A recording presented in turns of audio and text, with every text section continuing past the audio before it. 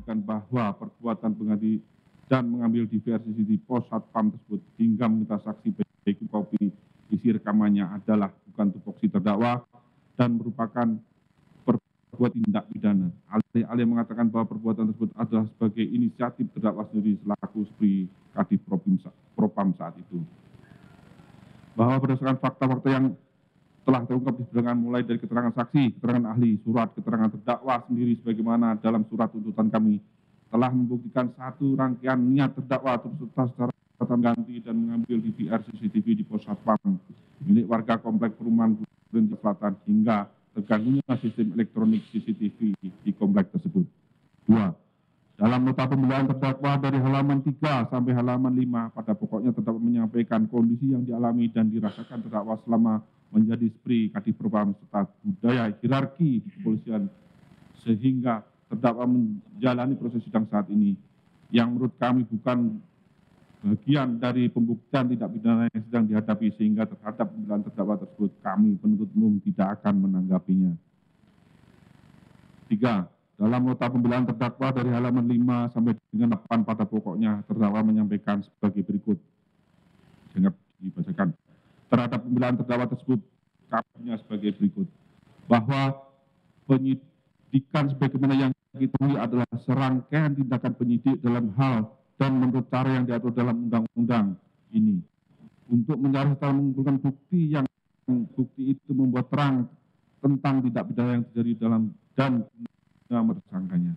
Apabila dihubungkan dengan perbuatan terdakwa maka menurut kami bahwa tindakan penyidik dalam melakukan penyidikan terhadap perkara ini adalah sesuai dengan kewenangannya karena penyidik berdasarkan hasil penyelidikannya telah menemukan bukti-bukti yang cukup, yaitu adanya perbuatan terdakwa terus dalam mengganti dan mengambil DVR CCTV di pos satpam komplek perumahan Duren 3 Jakarta Selatan tanpa seizin atau persetujuan dari warga ketua RT setempat yang pada saat itu dibutuhkan penyidik untuk kepentingan penyidikan. Dan malah terdakwa mengikuti apa yang diinginkan oleh saksi Freddy Sambo yang nyatanya bukan dalam peristiwa yang terjadi di rumah dinasnya nomor 45 Komplek Perumahan Polri Duren 3 Jakarta Selatan dengan melakukan tindakan mengambil kembali DVR CCTV yang telah diserahkan kepada penyidik kemudian meminta saksi baik Univo untuk mengkopi atau menyalin isi rekaman dari DVR CCTV tersebut. Jika terdakwa benar berniat ingin membantu membuat terang peristiwa tersebut, seharusnya terdakwa wajib menolak permintaan Freddy Sambo untuk mengambil kembali DVR yang telah di tangan penyidik karena terdakwa dengan pengetahuannya dan sebagai seorang perwira menengah polisi serta pernah tentunya sudah sangat berpengalaman melakukan penyidikan dan mengerti arti pentingnya barang bukti di dalam tindak pidana. Bahwa kami penuntut umum telah menghadirkan sebanyak 25 orang saksi dan 5 orang ahli untuk membuktikan perbuatan terdakwa sebagai dakwaan kami. Adapun terkait permintaan penasihat hukum terdakwa agar penuntut umum menghadirkan penyidik perkara ini ke persidangan adalah bukan kewajiban kami sebagai penuntut umum. Alangkah baiknya pada saat itu penasihat hukum terdakwa peka dan seharusnya membantu terdakwa untuk penyidik yang dibawa tersebut ke persidangan guna kepentingan pembelaan terdakwa, bukan malah penasihat hukum hanya minta penuntut umum untuk menghadirkannya ke persidangan. Majelis Hakim yang terhormat, saudara tertutup hukum yang kami hormati dan para yang kami hormati. Kami selaku penuntut umum dalam perkara ini menyadari betul bahwa tuntutan yang kami dalam persidangan telah benar-benar terukur, objektif, dan dapat dipertanggungjawabkan secara normatif, yuridis, dan faktual serta semata-mata demi kepentingan keadilan berdasarkan kebenaran dan ketuhanan yang Maha Esa. Kami juga yakin bahwa tuntutan pidana yang kami ajukan tersebut bukan hanya bagian dari tugas serta perintah yang harus dijalani oleh kami selaku penuntut umum juga dalam pembelaan terdakwa berdasarkan fakta-fakta hukum yang terungkap di persidangan dan didukung oleh alat bukti yang sah sebagaimana ketentuan dalam kuhap. Selama persidangan juga kami secara fair trial dengan menjunjung tinggi due process of law tetap mempertimbangkan hal-hal baik dalam diri terdakwa perbuatannya yang turut serta melakukan pengambilan dan penggantian DVR di pos satpam komplek perumahan Polri Duren 3 Jakarta Selatan.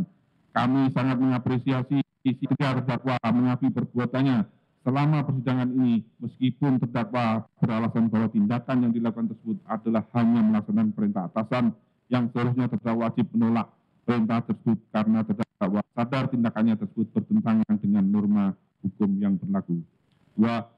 Nota pembelaan penasihat hukum terdakwa Cuk Putranto.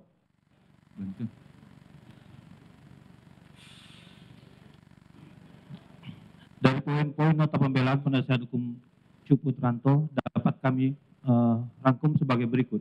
Pertama, 1. Dalam pledoi penasihat hukum terdakwa menyatakan bahwa terdakwa tidak ada niat bersama dan kehendak bersama antara terdakwa dengan terdakwa lainnya halang-halangi penyidikan atau melakukan tindak pidana Undang-Undang ITE, dan terdakwa Cuk Putranto tidak mengetahui cerita atau skenario yang direncanakan dan dijalankan oleh Ferdi Sambo. Atas pembelaan penasihat hukum tersebut, kami menanggapinya sebagai berikut. Bahwa dalam pembelaan penasihat hukum terdakwa tersebut, kami menilai penasihat hukum telah keliru dalam memahami tuntutan kami. Penasihat hukum masih berkutat dengan pembelaan yang isinya menyatakan terdakwa tidak bukti bersalah melanggar pasal 233, 55 ayat 1 KUHP atau pasal 221 ayat 2 kedua KUHP, juga pasal 55 ayat 1 KUHP, atau melakukan tindak pidana UTE. Padahal kami dalam tuntutan telah membuktikan bahwa terdakwa telah melakukan perbuatan turut serta perbuatan dengan sengaja dan tanpa hak atau melawan hukum, melakukan tindakan apapun yang berakibat terganggunya sistem elektronik dan atau mengakibatkan sistem elektronik menjadi tidak bekerja sebagaimana dimaksud dengan pasal 49 Jo 33 Undang-Undang Junto pasal 55 ayat 1 ke 1 KUHP sebagaimana dalam dakwaan ke-1 primer, di mana sesuai fakta persidangan telah terbukti bahwa adanya niat dan kehendak bersama antara terdakwa dengan terdakwa lainnya, mulai dari rencana saksi Ferdi Sambo yang ingin menghilangkan isi rekaman video yang tertangkap dari CCTV dengan cara paling mungkin atau masuk akal dilakukan mengganti DVR CCTV yang ada dan berfungsi merekam kejadian saat terbunuhnya Joshua Huta Barat DVR CCTV yang baru. Meskipun hal tersebut sudah pasti akan mengakibatkan terganggunya sistem elektronik berupa CCTV Komplek Polri Duren 3. Dan jika dihubungkan dengan teori kesengajaan, keinginan menghapus dokumen dan atau informasi elektronik seputar waktu kematian Joshua Huta Barat dan berupa terganggunya sistem elektronik CCTV milik publik di Komplek Polri Duren 3 dapat dikategorikan sebagai sengaja sebagai suatu.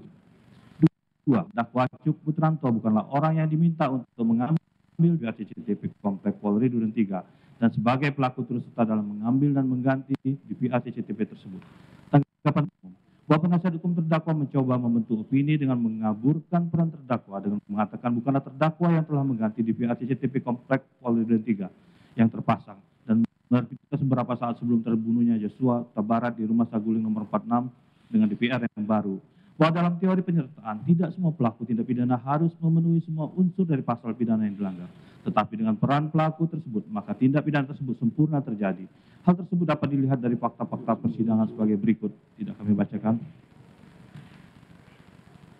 3. Tindakan DVR CCTV dari saksi Irfan Widianto adalah murni inisiatif yang dilakukan secara spontan oleh terdakwa Cuk Putranto dalam tugasnya sebagai Kospri Kodim Propam yang harus sigap dan tanggap terhadap situasi. Tanggap hukum. Apa yang disampaikan penasihat hukum dalam pembelaannya pada poin 3 tersebut di atas tidak sesuai dengan fakta persidangan sebagai berikut. Bahwa pada saat saksi Ferdi Sambo meminta terdakwa untuk mengganti DVR CCTV yang telah diambil dan diganti oleh saksi Irfan Widianto dari Pospam Komplek Polri Duren 3 dan selanjutnya menyerahkan kepada penyidik Polres Jakarta Selatan, minta kembali atas perintah saksi Ferdi Sambo. Terdakwa tidak menolak atau melawan permintaan tersebut, malah terdakwa tanpa paksaan setuju untuk melaksanakan tindakan mengambil DVR CCTV tersebut yang jelas diketahuinya bisa kejadian yang sebenarnya. Dan terdakwa menyadari dan menginsafi akibat dari tindak pidana DVR CCTV dari pos security Komplek Polri Duren 3 tersebut akan mengakibatkan sistem elektronik CCTV tersebut menjadi terganggu dan bekerja sebagaimana mestinya. Bahwa terdakwa selaku anggota polisi secara sadar dan sudah mengetahui pada hari Jumat tanggal 8 2022 telah terjadi dugaan tindak pidana pembunuhan. Dilakukan tindakan penyidikan oleh pihak penyidik Polres Jakarta Selatan sebagai pemilik kewenangan dan terdakwa sendiri pastinya mengetahui dan harus memahami dirinya tidak berwenang atau bukan sebagai pemilik kewenangan melakukan penyidikan peristiwa tersebut. Dan terkait dengan permintaan dari saksi Ferdi Sambo untuk mengambil DVR CCTV tersebut, mengetahui dan menyadari berdasarkan SOP yang berlaku dan bahwa saksi Ferdi Sambo bukanlah sebagai penyidik dalam peristiwa hilangnya nyawa korban Nopriansa Joshua Huta Barat. 4. Selama DVR CCTV berada dalam penguasaan Cuk Putranto, terdakwa sama sekali tidak pernah membuka bungkusan plastik yang membungkus DVR tersebut dari tanggal 9 Juli sampai diserahkan ke penyidik Polres Jakarta Selatan tanggal 13 Juli 2022 yang merupakan itikat baik dari terdakwa Putranto. Tanggapan penuntut umum bahwa perbuatan yang dilakukan terdakwa bersama-sama pelaku lainnya dalam berkas perkara terpisah adalah melakukan perbuatan yang menyebabkan terganggunya sistem elektronik berupa CCTV Komplek Polri Duren 3 Jakarta Barat, Jakarta Selatan dengan mengganti DVR CCTV yang terpasang dengan yang baru tanpa seizin Polri Duren 3 selaku pemilik sistem elektronik berupa CCTV tersebut.